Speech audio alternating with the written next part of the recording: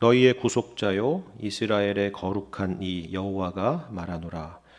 너희를 위하여 내가 바벨론에 사람을 보내어 모든 갈대아 사람에게 자기들이 연락하던 배를 타고 도망하여 내려가게 하리라. 나는 여호와 너희의 거룩한 이요 이스라엘의 창조자요 너희의 왕이니라. 나 여호와가 이같이 말하노라. 바다 가운데 길을 큰 물 가운데에 지름길을 내고 병거와 말과 군대의 용사를 이끌어내어 그들이 일시에 엎드러져 일어나지 못하게 하고 소멸하기를 꺼져가는 등불 같게 하였느니라. 너희는 이전 일을 기억하지 말며 옛날 일을 생각하지 말라. 보라, 내가 새 일을 행하리니 이제 나타낼 것이라. 너희가 그것을 알지 못하겠느냐? 반드시 내가 광야의 길을 사막의 강을 내리니 장차 들짐승 곧 승냥이와 타조도 나를 존경할 것은 내가 광야의 물을 사막의 강들을 내어 내 백성 내가 택한 자에게 마시게 할 것임이라. 이 백성은 내가 나를 위하여 지었나니 나를 찬송하게 하려 함이니라. 아멘. 오늘 우리가 함께 읽은 본문의 말씀은요, 선지자 이사야가 이스라엘 백성들이 바벨론에서의 포로 생활을 마치고 고향 땅으로 돌아오게 될 것을 예언하는 말씀입니다. 바벨론이 어떤 나라입니까? 바벨론은 예루살렘을 파괴하고 다윗 왕조를 몰락시켰고, 그래서 마침내 이스라엘의 역사를 끝장냈던 그런 나라죠. 그리고 무려 70년이라는 세월이 지날 것입니다. 70년이라고 하는 시간은 결코 작은 세월이 아니죠. 우리가 일제치하에서 36년의 시간을 보냈는데 그거에 거의 2배에 해당되는 시간입니다. 처음 포로로 끌려갔던 젊은 유대인들은 벌써 그 땅에서 손주들을 보고 있었을 것입니다. 처음에는 고향으로 돌아갈 의지도 있고 꿈도 있었겠지만 이 정도의 시간이 흐른다면 모든 것은 하나둘씩 잊혀져 가고 있을 것입니다. 그리고 무엇보다도 그들에게 무슨 힘이 있겠습니까? 마치 오래전에 모세 시대에 애굽의 철권 통치 가운데서 무기력했던 그들의 조상들과 같았겠죠. 하지만 세상은 변하고 있었습니다.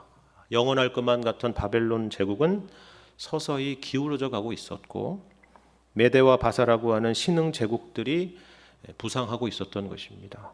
그리고 모든 권력들이 항상 그런 것처럼 1인자가 되려는 기회만을 노리고 있었겠죠. 하지만 그것은 표면적인 현상일 뿐입니다. 하나님은 언제나 모든 세상의 역사 위에 계신 분이십니다. 여러분, 오늘 본문 14절 말씀이 그것을 말해주고 있지 않습니까? 14절을 보시면 너희의 구속자요 이스라엘의 거룩하니 여호와가 말하노라. 너희를 위하여 내가 바벨론에 사람을 보내어 모든 갈대아 사람에게 자기들이 연락하던 배를 타고 도망하여 내려가게 하리라. 이렇게 말씀합니다. 유프라데스 강에 인접했던 이 바벨론이라는 곳은 한때 그 유프라데스 강의 힘으로 제국을 통치했는데요. 이제 그 유프라데스 강은 그들에게 영광을 가져다주는 강이 아니고 기적을 만든 강이 아니라 그들에게 쓰디쓴 패배감을 안겨주게 될 강으로 바뀌게 될 것이다 라는 말씀입니다. 그런데 이 모든 일은 말씀드린 것처럼 메대와 바사라고 하는 신흥 강국이 만들어내는 일이 아니라 이스라엘의 구속자요 거룩하신 이이신 여호와께서 이스라엘을 위하여 행하시는 일이다 라고 말씀하고 있는 것입니다. 그런데 이러한 그림은 어디선가 우리가 분명히 봤던 그림이죠. 처음 보는 그림은 아닙니다. 맞습니다. 바로 출애굽 당시의 애굽에 대한 이야기입니다. 애굽은 나일강이 가져다주는 풍요로 인해서 오랜 시간 대제국을 이뤘던 나라입니다. 모든 부와 권력이 파라오라고 하는 한 사람에게 모여지는, 그래서 심지어 신으로까지 추앙받았던 그런 군주였죠. 하지만 그 풍요를 가져다 주었던 그 물이 이제는 그를 망하게 하는 재앙의 물이 되고 말았습니다. 여러분 16절과 17절의 말씀이 그것을 말해주고 있죠. 나 여호와가 이같이 말하노라. 바다 가운데 길을 큰 물 가운데에 지름길을 내고 병거와 말과 군대의 용사를 이끌어내어 그들이 일시에 엎드러져 일어나지 못하고 소멸하기를 꺼져가는 등불 같게 하였느니라. 이렇게 말씀합니다. 무슨 설명인지 아시겠죠? 출애굽에 대한 말씀입니다. 여기 16절의 말씀처럼 하나님께서는 홍해 바다 가운데 길을 내시고 큰 물 가운데 지름길을 내셔서 이스라엘 백성들을 안전하게 통과하게 하셨죠. 그런데 반대로 애굽의 병거와 군대 용사들은 추격하지 못하고 힘도 쓰지 못하고 그 홍해 바다 가운데 일시에 엎드러지고 말았습니다. 사실 우리도 이스라엘 백성들과 같이 살아가면서 얼마나 이 세상의 것들에 압도되어서 살아가고 있는지 모릅니다. 목구멍이 포도청이라는 말이 있는데 왜 이런 말이 있겠습니까? 왜 목구멍이 포도청이겠습니까? 한편으로는 인간의 연약함을 보여주는 것이기도 하고, 그리고 또 한편으로는 인간에게 있어서 채워지지 않는 욕망을 보여주는 것이기도 한 것입니다. 그래서 누군가는 생존을 위해서, 그리고 또 누군가는 자기의 욕망을 채우기 위해서 하나님 외에 이와 같은 것들을 목적 삼고 그것을 최고의 가치를 두고 살아가는 것입니다. 그리고 그렇게 살아가는 것을 성경은 무엇이라고 말하느냐면 우상 숭배라고 말하는 것입니다. 우리의 필요라고 하는 것이 절대 가치가 될 때, 절대 순위가 되었을 때 그것이 바로 우상이 되는 것입니다. 이스라엘 백성들이 왜 지금 바벨론에 있습니까? 바로 이 문제 때문이었죠. 우상 숭배 때문이었습니다. 그들이 하나님을 버렸기에 하나님도 그들을 버렸습니다.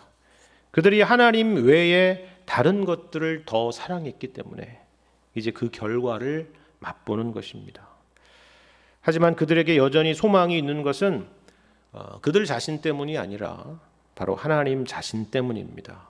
여러분 15절 말씀을 보시길 바랍니다. 하나님께서 당신을 어떻게 소개하고 있습니까? 나는 여호와 너희의 거룩한 이요 이스라엘의 창조자요 너희의 왕이니라. 이렇게 말씀합니다.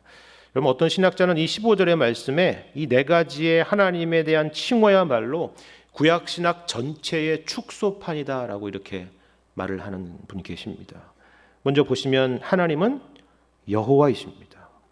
그들을 애굽에서 구원해 내시고 그들과 시내산에서 언약을 맺어서 묶으신 하나님이시다라는 것입니다. 그리고 너희의 거룩한 이이십니다. 물론 하나님은 본래 거룩한 분이시죠. 그런데 여기서 특별히 너희의 거룩한이라고 말씀하시는 것은 이스라엘을 거룩하게 하셔서 하나님께서 그들과 함께 하시겠다라는 그런 의미입니다. 그리고 이스라엘의 창조자이십니다. 그들을 존재하게 하신 분이시고 그들을 얼마든지 새롭게 하시는 분이시다라는 것이죠. 그리고 마지막으로 너희의 왕입니다. 말씀드린 것처럼 지금 이스라엘 백성들은 왕조가 끊긴 지가 오래되었습니다. 그들에게는 왕이 없죠. 하지만 하나님께서는 언제나 그들의 왕이시다. 그런 말씀인 것입니다. 그런데 여기서 우리가 주목할 중요한 것은 바로 이것입니다. 여러분 이 모든 설명들이요 과거가 아니라는 것입니다. 잘 보십시오. 내가 한때 너희의 여호와였고 거룩한 이였고 창조자였고 왕이었지만 이제는 아니다. 너희들이 무슨 일을 했는지를 생각해봐라. 성전을 더럽히고 율법을 거역하며 나를 배반하지 않았느냐. 그러므로 나는 더 이상 너희의 하나님 노릇을 하지 않겠노라. 그러지 않으셨다라는 것입니다. 그리고 미래적인 것도 아닙니다. 너희들이 앞으로 잘하면 너희의 하나님이 되어줄 것이다 라고 말씀하고 있지도 않아요. 보세요. 하나님은 언제나 변함없이 여호와이시며 거룩한이시며 창조주이시며 너희의 왕이시다 라는 것입니다. 다시 말해서 지금 이스라엘 백성들을 바벨론에서 예루살렘이라고 하는 고향 땅으로 돌이키시는 것은 그들에게 무슨 근거가 있는 것이 아니라 오직 하나님께서 이와 같은 분이시기 때문이다라고 말하는 것입니다. 그런데 우리가 놀라는 것은요, 바로 이어지는 18절 말씀 때문입니다. 보시면 이렇게 말씀하죠. 너희는 이전 일을 기억하지 말며 옛날 일을 생각하지 말라 말씀합니다.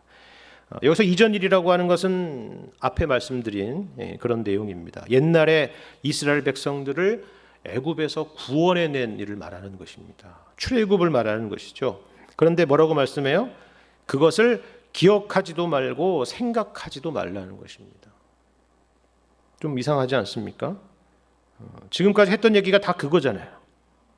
그리고 출애굽만큼 대단하고 극적이고 하나님의 위대하심이 드러난 일이 어디에 있습니까? 그 위대한 출애굽이 재현될 것이다. 그것이 바로 바벨론에서 고향으로 돌아오는 일이다. 그것을 말하지 않았습니까?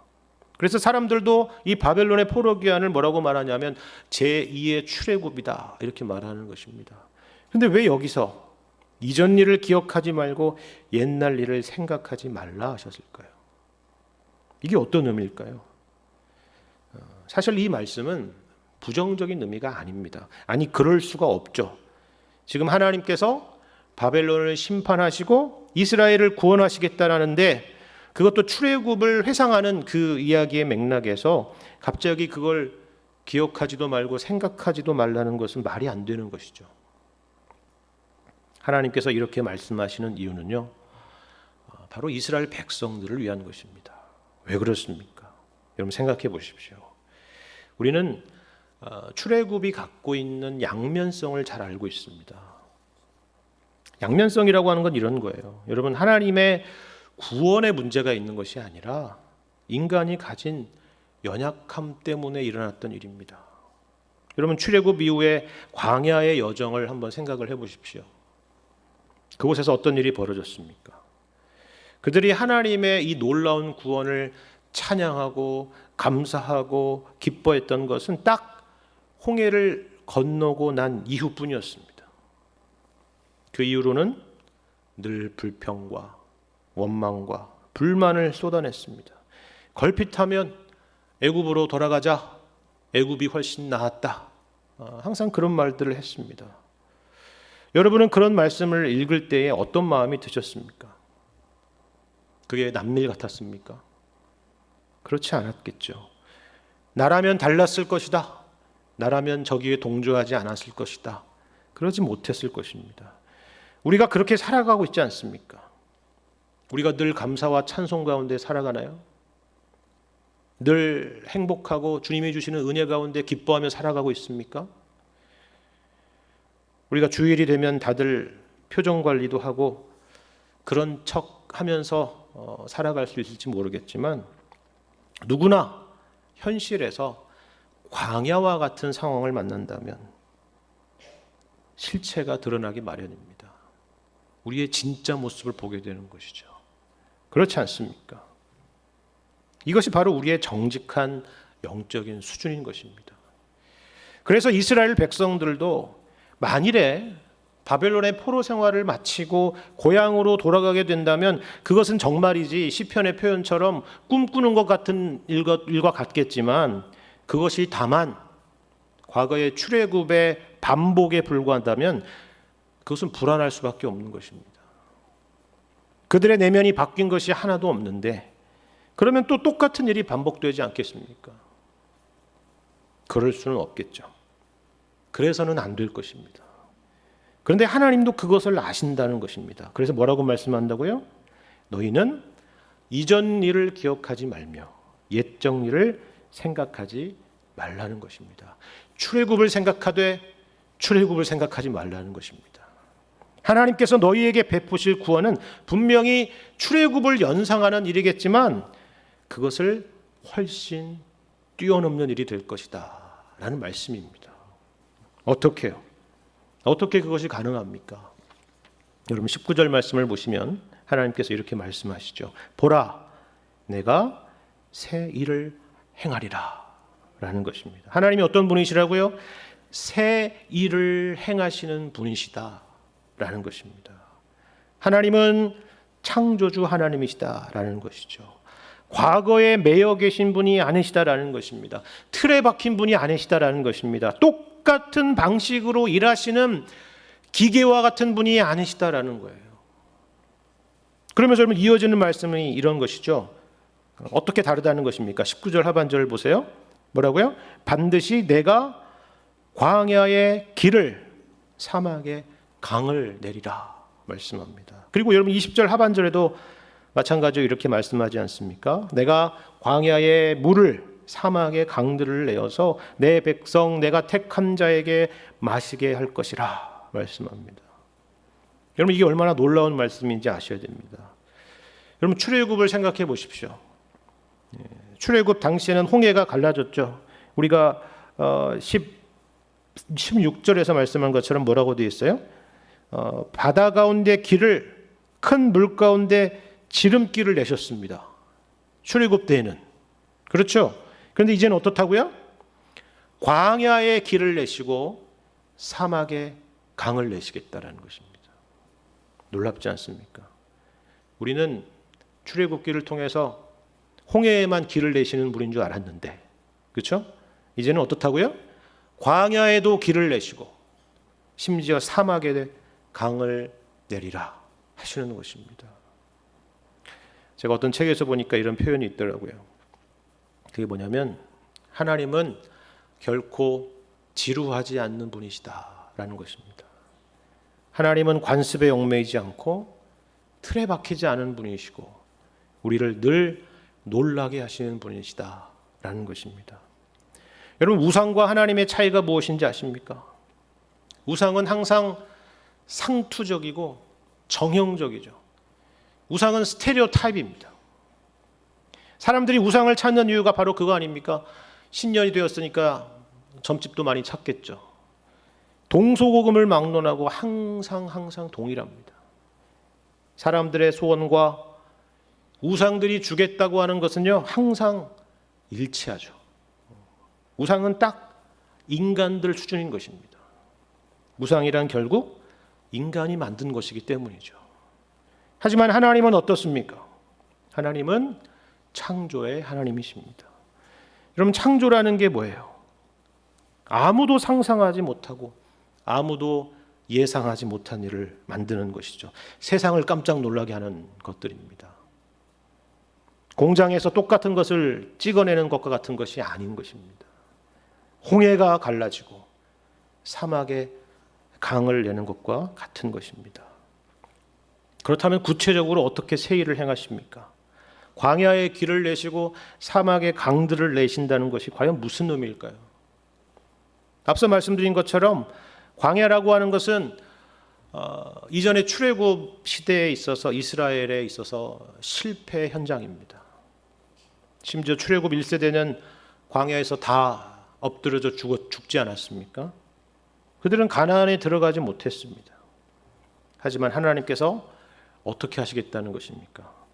그 광야에서 길을 내시고 그 사막에서 강들을 내셔서 택한 자에게 마시게 할 것이다 라는 것입니다. 이제는 광야에서 과거의 출애굽 시대에 실패했던 이스라엘 백성들과 같게 하지 않겠다라는 것입니다. 하나님께서 시작하신 구원을 반드시 완성시키겠다라고 말씀하는 것입니다. 여러분 그런데 여러분 제2의 출애굽인 이 바벨론의 포로귀환의 역사를 보십시오. 그것을 다루고 있는 에스라와 느헤미야 말씀을 보세요. 모두 해피엔딩이 아니라 슬픈 결론을 갖고 있습니다. 쉽게 말하자면 변한 것이 없다라는 것입니다. 모두 한숨과 탄식으로 그 말씀들은 끝이 납니다. 그렇다면 이것은 그저 허무한 약속일까요? 그렇지 않습니다. 사실 오늘 본문의 이사야 말씀은요, 당시를 내다본 것이 아니라 훨씬 그 뒤를 내다보고 있었던 것입니다. 그것은 바로 장차 구원자요 왕으로 오실 예수님을 내다본 것입니다.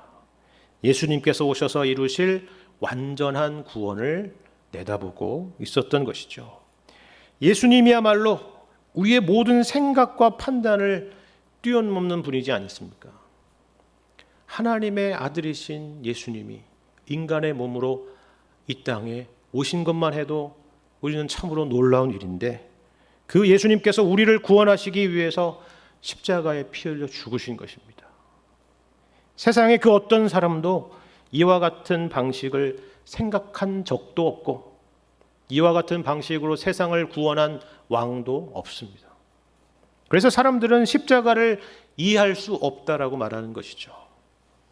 하지만 여러분, 고린도전서 말씀을 기억하십니까? 부르심을 받은 우리에게는 그 십자가가 하나님의 능력이고 하나님의 지혜라 말씀하는 것입니다.